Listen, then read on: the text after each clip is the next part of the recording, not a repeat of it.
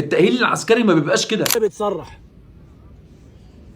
تحط كريم المره الجايه ما لاقوهوش، عشان انا لو لقيت شعرك بالمنظر ده المره الجايه احلقهولك هنا في قلب التمرين. فكره التدريب والتاهيل العسكري ان الطالب يجتاز اختبارات اللياقه البدنيه واختبارات الكليات العسكريه بكل سهوله ويسر، لكن انت مش فرد في الجيش ولا داخل على فرقه صاعقه عشان يتم تدريبك وتاهيلك بالطريقه دي. انت مجرد طالب مدني خارج من الثانويه العامه، ما اتمرنتش قبل كده في حياتك او ما اتمرنتش طول فتره الثانويه العامه، وبصفتي انا كمدرب اللي انا اخليك تجتاز اختبارات اللياقه البدنيه واخليك تجتاز بعض العيادات الكشف الطبي زي الوزن المثالي مثلا، وبالخبره السابقه من التاهيل والتدريب للرجاله اللي بيقدموا الكليات العسكريه اللي كانوا معايا، اعرفك الاختبارات كلها بتبقى ماشيه ازاي عشان تبقى رايح الاختبارات وانت فاهم كل حاجه هتمشي معاك ازاي. وزي ما بقول لاي حد، شرف ليك انك تعدي من قدام الكليات العسكريه اصلا، مش انك تخشها. فده سبب يخليك تجهز وتتاهل من دلوقتي، سواء تتمرن معايا او مع غيري او مع نفسك. المهم انك لازم تتمرن عشان توصل للوزن المثالي، وكمان توصل لعدات الضغط والبطن والعقله والجري المسافات طويله اللي انتم مش حاطينها في الحسبان تقريبا. فلو حابب تتمرن معايا، وده طبعا شيء يشرفني، انا احمد عصام، بكالوريوس علوم رياضيه قسم التدريب الرياضي. على مدار 5 سنين فاتوا ساعدت طلبه كتيره جدا ان هم يأهلوا نفسهم لاختبارات الكليات العسكريه، واكون معاهم خطوه بخطوه طول الاختبارات. وبرضه اقولها لك، شرف لاي حد ان هو يعدي من قدام الكليات العسكريه، مش ان هو يقدم فيها، لا، يعدي من قدامها بس. فاعمل لها احترام اكتر من كده، وحاول تجهز من دلوقتي، مش قبلها بكام شهر وخلاص. ابعت لي دلوقتي حالا كلمه تدريب على الرقم اللي طلع قدامك في الشاشه دلوقتي واتساب، عشان تشترك معايا في عرض التدريب والتاهيل.